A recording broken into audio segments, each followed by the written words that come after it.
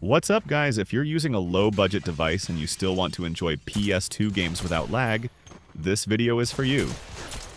Today I'm dropping my top 10 PlayStation 2 games that run smoothly on low-end devices, especially on Android emulators.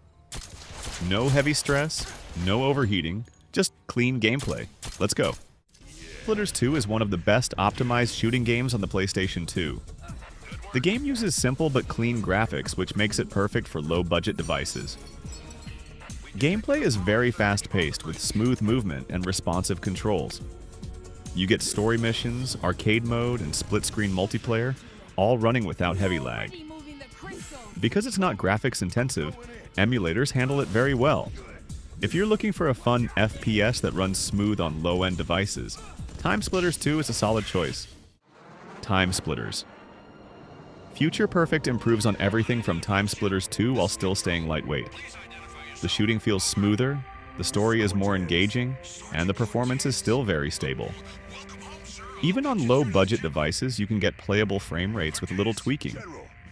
It doesn't overload the CPU or GPU, which makes it emulator-friendly. If you want fast action, humor, and smooth gameplay without lag, this game is definitely worth playing. Call of Duty 3 is one of the more demanding PS2 shooters, but with the right settings it can still run decently on low-budget devices. The game focuses on World War II battles with intense action and large maps. Lowering resolution and disabling heavy effects helps a lot. It may not be the smoothest COD on PS2, but it's still playable and enjoyable if your device can handle moderate performance. Call of Duty 2. Big Red 1 is one of the best optimized Call of Duty games on PS2. Compared to Call of Duty 3, this one runs much smoother on low-end devices. The maps are well designed, shooting feels solid, and performance is very stable. Even budget phones can handle this game with minimal lag. If you want a smooth COD experience on PS2 emulation, Big Red 1 is the safer choice. Medal of Honor. Frontline is a classic World War II shooter that runs surprisingly well on low-budget devices. The game focuses more on atmosphere and storytelling than heavy graphics. Because of this, it's less demanding on emulators. Gunplay is smooth, missions are well-paced, and frame drops are minimal. If you enjoy story-driven FPS games that don't lag much, Frontline is a great option. Medal of Honor. European Assault is faster and more action-packed than Frontline. Despite the faster gameplay, it's still well optimized for the PS2. On low-budget devices, the game runs smoothly with the right emulator settings. The health regeneration system also keeps gameplay flowing without frustration.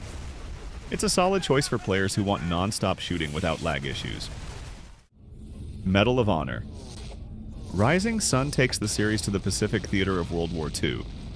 While the graphics are slightly heavier, performance is still manageable on low-budget devices. Some large missions may need reduced resolution for smooth gameplay.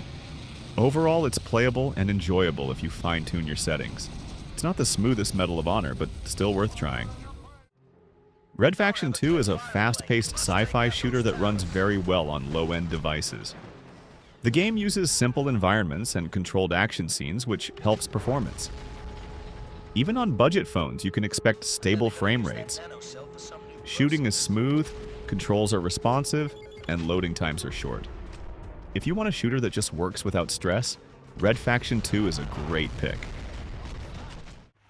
Red Faction.